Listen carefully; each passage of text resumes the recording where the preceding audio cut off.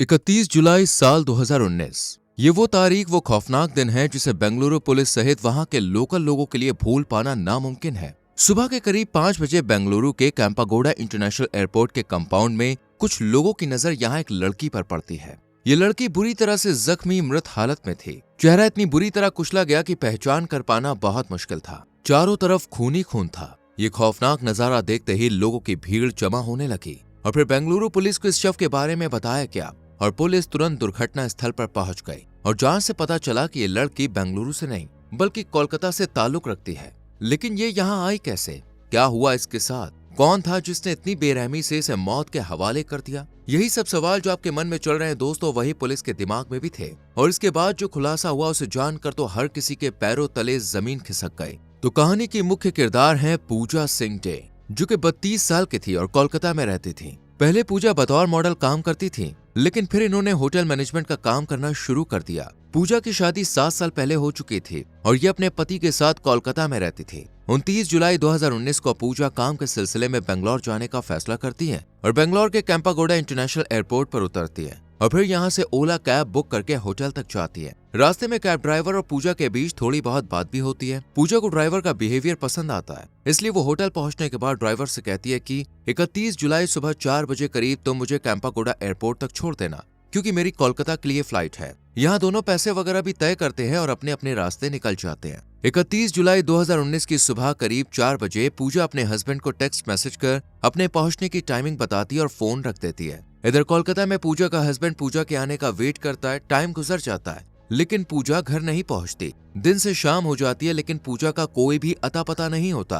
परेशान होकर पूजा का हस्बैंड पूजा के फ्रेंड्स रिलेटिव्स को कांटेक्ट कर पूजा के बारे में पूछता है, लेकिन हर तरफ से ना में ही जवाब मिलता है। पूजा के पास 2 फोन थे और दोनों ही बंद जा रहे थे, इसलिए पूजा के पति को और ज्यादा टेंशन होने लगती है। कुछ देर में पूजा की तरफ से कोई इंग्लिश में मैसेज आता है कि मैं हैदराबाद में हूँ और मुझे अर्जेंट कैश की जरूरत है और 5 लाख रुपए की डिमांड भी की जाती है। पैसों की बात सुनते ही पूजा के घर वाले परेशान हो जाते हैं और जब पूजा से बात करने की कोशिश करते हैं तो फोन स्विच ऑफ होता है। पूजा का पति मैसेज पर लिखता है कि अगर तुम्हें पैसे चाहिए तो पहले मुझे कॉल करो, लेकिन सामने से कोई रिप्लाई नहीं आता। टाइम गुजरता जाता है लेकिन फिर ना तो मैसेज आता है और ना ही पूजा। पैसों की डिमांड को लेकर पूजा के पति का शक किडनैपिंग पर जाता है, इसलिए वो तुरंत ही कोलकाता के न्यू टाउन पुलिस स्टेशन में पहुंचता है और वहां अपनी बीवी की मिसिंग रिपोर्ट लिखवाता है और पैसों की डिमांड वाला मैसेज भी दिखाता है और पूरा मामला पुलिस के सामने पेश कर देता है। हालांकि ये मामला काफी संगीन था, लेकिन कोलकाता पुलिस मिसिंग रिपोर्ट लिखने के बाद इस पर कोई खास एक्शन नहीं लेती और हाथ पर हाथ रखे बैठी रहती है। कुछ दिन गुजर जाते हैं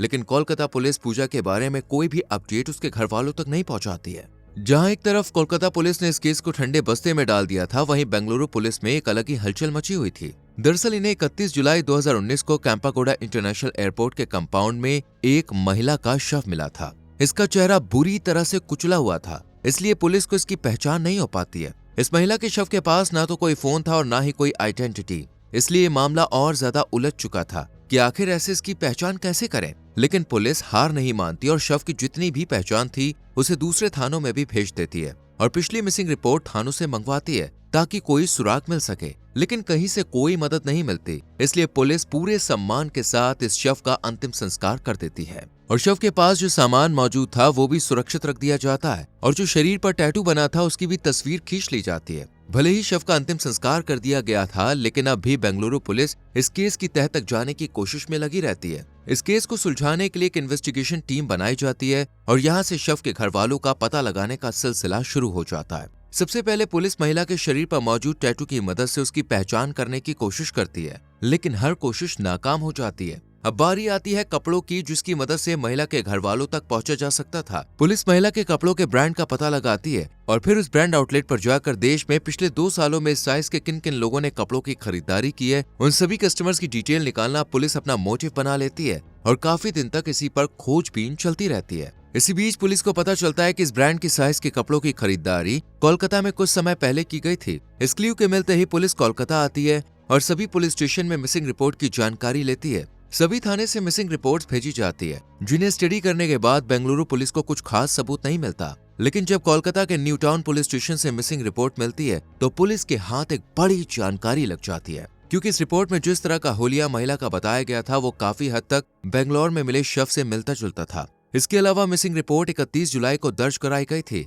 जबकि बेंगलुरु पुलिस को महिला का शव भी इसी दिन मिला था। इन सभी बातों और सबूतों का कनेक्शन बेंगलुरु में मिला महिला शव से मिलता है और पुलिस भी जान जाती है कि ये दोनों एक ही हैं। इस शक को हकीकत में बदलने के लिए बेंगलुरु पुलिस 16 अगस्त को पूजा के भाई को फोन करती है और पुलिस के कहने पर पूजा का भाई तुरंत ही बेंगलुरु के लिए निकल जाता है। पुलिस इसे पूजा के पास से बरामद हुई सभी चीजें, टैटू वगैरह दिखाती है। हालांकि पूजा का चेहरा पहचान पाना मुश्किल था, लेकिन बाकी दूसरी चीजें देखकर पूजा का भाई पहचान जाता है कि ये उसकी बहन पूजा ही है। इसके बाद पूजा का भाई अपने जीजा और पिता को भी फोन करके ये जानकारी देता है और उन्हें जल्द से जल्द यहाँ आने के लिए कहता है और दोनों अगले ही दिन फ्लाइट लेकर बेंगलुरु आ जाते हैं और ये भी पूजा के पास से मिली चीजों को देखकर ये कंफर्म कर देते हैं कि ये पूजा के साथ ही हुआ है। हालांकि ये केस काफी पहले सुलझ चुका होता अगर कोलकाता पुलिस पूजा की मिसिंग रिपोर्ट पर कुछ कार्रवाई करती।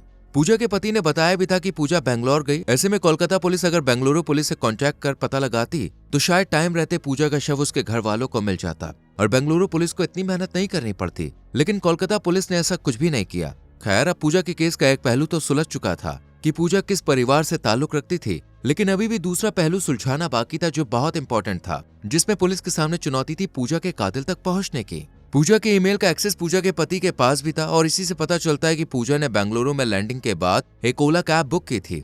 जब पुलिस इस कैब की जानकारी निकालती है तो पता चलता है कि पूजा की बुकिंग के बाद ये कैब दोबारा बुक नहीं हुई, यानी इतने दिनों से ये चली ही नहीं है। इस बात से पुलिस का शक कैब ड्राइवर पर ही जाता है और डीटीएस से पता चलता है कि कैब ड्राइवर का नाम है HM नागेश, जो कि 22 साल का है। पुलिस अब मोबाइल नंबर के जरिए नागेश को ट्रेस करने की कोशिश करती है और इसी बीच पुलिस को पता चलता है कि जब पूजा के पति के पास पैसों की डिमांड वाला मैसेज आया था, उस वक्त जो लोकेशन पूजा के मोबाइल की थी वही नागेश के मोबाइल की भी शो हो रही थी। ये जानकारी केस को सुलझाने के लिए काफी हेल्पफुल साबित होती है और जल्द ही पुलिस इस ड्राइवर नागेश को हिरासत में ले लेती है। हर मुजरिम की तरह नागेश पे पुलिस के सभी सवालों के जवाब में ना कहता है, लेकिन जब पुलिस सख्ती बरतती है तो ताश के पत्तों की तरह राज खुलते चले जाते हैं। नागेश की कहानी के मुताबिक पूजा ने नागेश की कैब को बेंगलुरु क्रिसेंट रोड से सहारा पवेलियन होटल तक के लिए बुक किया था। इसी बीच दोनों के बीच में थोड़ी बहुत बातचीत हुई और होटल के अंदर जाने से पहले पूजा ने नागेश को 31 जुलाई सुबह 4 बजे कैंपागोडा एयरपोर्ट छोड़ने की बात कही और 1200 रुपए में डील फिक्स हो गई। पूजा को देखकर नागेश समझ गया था कि पूजा एक हाई फाई फैमिली से बिलोंग करती है और इसके पास पैसा, गोल्ड, ज्वेलरी सब कुछ होगी। इसलिए नागेश पूजा को लूटने का प्लान बनाता है और दुकान से एक चाकू खरीदता है जिसे ये अपनी कार सीट के नीचे छुपा लेता है। डील के मुताबिक सुबह ही नागेश पूजा को होटल से रिसीव करने चला जाता है और पूजा कार में बैठकर एयरपोर्ट की तरफ निकल जाती है। पूजा बहुत ज्यादा थकी हुई थी, इसलिए वो कुछ ही देर में सो जाती है। पूजा को सोता हुआ देखकर नागेश भी मौके का पूरा फायदा उठाता है और कार को दूसरे रास्ते पर लगा देता है। अब क्योंकि पूजा तो सोई हुई थी इसलिए उसे कुछ भी पता नहीं चलता और कुछ दूर पहुंचने के बाद नागेश एक वीरान से इलाके में कार को रोक देता है और पूजा को उठाता है और सभी सामान देने के लिए कहता है। लेकिन पूजा इसे कोई भी सामान नहीं देती, बल्कि मदद के लिए चीखने लगती, चिल्लाने लगती है। ये देखकर नागेश सीट के नीचे से एक लोहे की रॉड निकालता है और पूजा के सिर पे दे मारता है और पूजा यहीं बेहोश हो जाती है। नागेश पूजा को कार में सही से बैठाकर एयरपोर्ट की तरफ ले आता है और कंपाउंड में कार को रोकता है। यहीं पर पूजा को भी होश आ जाता है और वो कार से निकलकर भागने की कोशिश करती है, लेकिन लड़खड़ाते कदमों के साथ पूजा नागेश की पहुंच से दूर नहीं जा पाती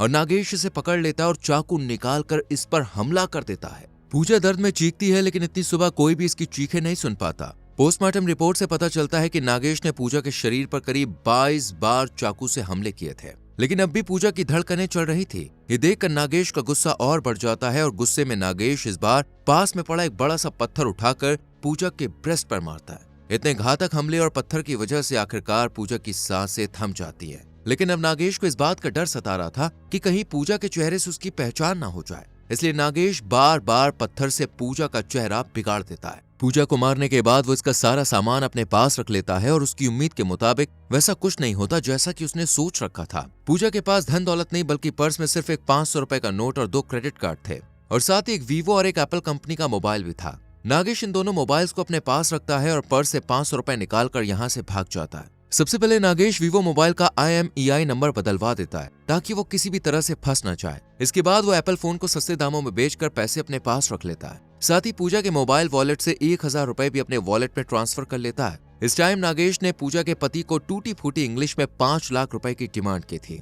लेकिन वो इसकी इंग्लिश देखकर समझ गया था कि यह पूजा नहीं है। इसी शक के आधार पर पूजा के पति ने पुलिस स्टेशन में रिपोर्ट लिखवाई थी। नागेश ने पूजा के साथ जो किया वो सब उसने खुद पुलिस के सामने कबूल किया था। पुलिस और पूजा के घर वाले नागेश की इस हरकत के बाद बहुत ज्यादा गुस्से में थे कि कैसे कोई चंद रुपयों के लिए एक इंसान की जान तक ले सकता है। जब नागेश की कैब की चेकिंग हुई तो उसमें से पुलिस को एक रॉड जिसे नागेश ने पूजा के सर पर वार किया था वो मिली और साथ ही एक चाकू भी मिला जिससे नागेश ने पूजा पर 22 बार वार किया था और उसे लहूलुहान कर दिया। इन दोनों के अलावा पुलिस को नागेश के पास से मोबाइल और पूजा का पर्स भी बरामद हुआ। इन सब सबूतों और नागेश के बयान के बाद पुलिस ने नागेश के खिलाफ मर्डर और लूटपाट के मामले में चार्जशीट दाखिल की और फिर पुलिस ने नागेश को मेट्रोपॉलिटन मजिस्ट्रेट कोर्ट में हाजिर किया और फिर नागेश को जेल की सलाखों के पीछे भेज दिया गया। अब फिलहाल नागेश जेल में है और अभी कोर्ट का फैसला आना बाकी है कि क्या नागेश को मौत की सजा दी जाएगी या फिर पूरी उम्र के लिए उसे जेल में ही सड़ना पड़ेगा। वैसे आपको क्या लगता है किस सजा का हकदार है नागेश? अपनी राय कमेंट सेक्शन में जरूर लिखें।